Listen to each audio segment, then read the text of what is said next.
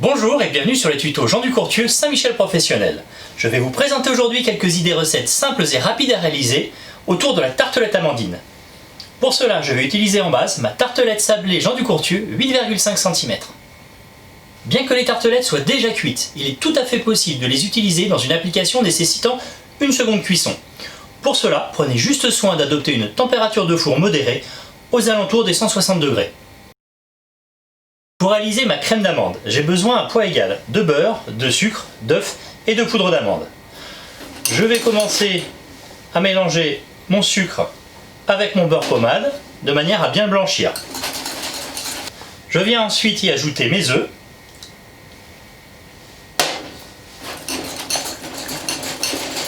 Puis je termine avec la poudre d'amande. Mon astuce afin de bien stabiliser ma crème d'amande pendant la cuisson, j'y rajoute un peu de farine de maïs à hauteur de 2% du poids total.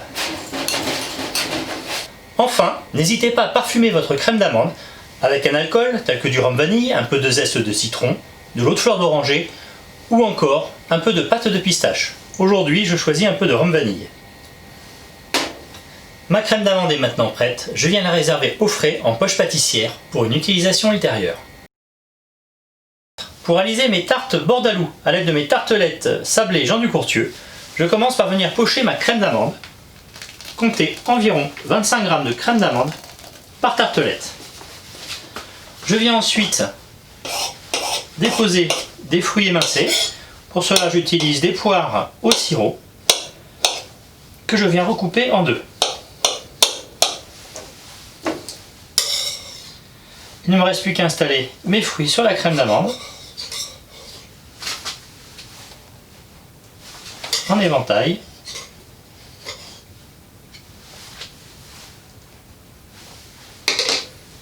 Puis je viens saupoudrer généreusement d'amandes effilées. Il vous suffira ensuite de passer vos tartelettes au four à 160 degrés durant 18 à 20 minutes. Après refroidissement, pour assurer une belle brillance de vos tartelettes, n'hésitez pas à les lustrer avec un peu de nappage blanc. Quelques astuces pour réaliser ces délicieuses tartelettes bordalou. Vous pouvez parfumer votre crème d'amande en utilisant un peu de rhum vanille. Pour varier les plaisirs, n'hésitez pas à l'agrémenter de quelques pépites de chocolat ou de quelques canneberges qui apporteront une belle acidité à vos pâtisseries. Pour réaliser ces délicieuses tartelettes amandines abricot pistache, je viens parfumer ma crème d'amande avec un peu de pâte de pistache. Je viens ensuite pocher ma pâte d'amande dans mes tartelettes sablées Jean Ducourtieu. Comptez environ 25 g de crème d'amande par tartelette. Puis je viens y installer mes fruits, qu'ils soient entiers ou découpés. Il ne vous reste plus qu'à agrémenter vos tartelettes d'un peu de bâtonnet d'amande ou de pistache hachée, puis de passer vos tartelettes au four à 160 degrés durant environ 18 minutes. Mon astuce, je n'hésite pas à incorporer à ma crème d'amande quelques pistaches hachées afin d'apporter une belle note croquante. Pour réaliser mes tartelettes amandines coco ananas, je commence par réaliser une crème d'amande dans laquelle je remplace la moitié de ma poudre d'amande par de la noix de coco râpée. Je viens ensuite garnir mes tartelettes sablées Jean Ducourtieu avec cette crème, comptez environ 25 g de crème par tartelette. Je viens poudrer généreusement de noix de coco râpée.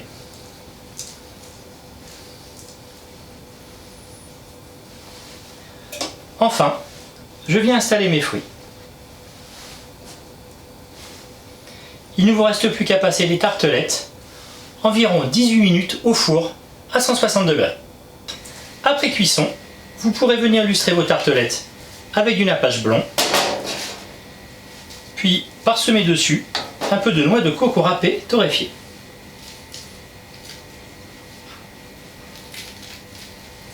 Mon astuce, sur la même base de recette, vous pourrez réaliser de délicieuses tartelettes amandine coco, tout simplement fourrées de pépites de chocolat. Pour réaliser mes tartelettes amandines fourrées aux cerises, je viens garnir mes tartelettes sablées Jean Ducourtieu avec un peu de garniture cerise noire. Vous pouvez aussi utiliser une confiture de cerises ou des cerises surgelées. Comptez environ 20 à 25 g de garniture par tartelette. Je viens enfin pocher ma crème d'amande sur le dessus. Comptez là encore 20 à 25 g de crème d'amande. Puis je viens parsemer 2 bâtonnets d'amandes ou d'amandes effilées.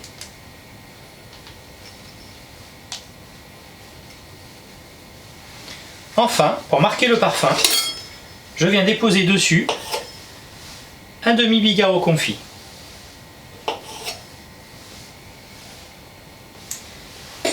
Il ne vous reste plus qu'à passer vos tartelettes au four à 160 degrés durant environ 18 minutes.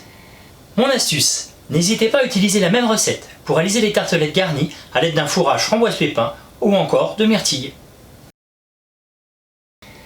Pour réaliser ces délicieuses tartelettes amandines au pignon de pain, je commence par réaliser une crème d'amande dans laquelle je viens remplacer le sucre par du miel. Comptez 2 fois moins de miel que de sucre. Je parfume ma crème d'amande avec un trait d'eau de fleur d'oranger. Je viens ensuite garnir mes tartelettes sablées Jean du Courtieu avec ma crème d'amande.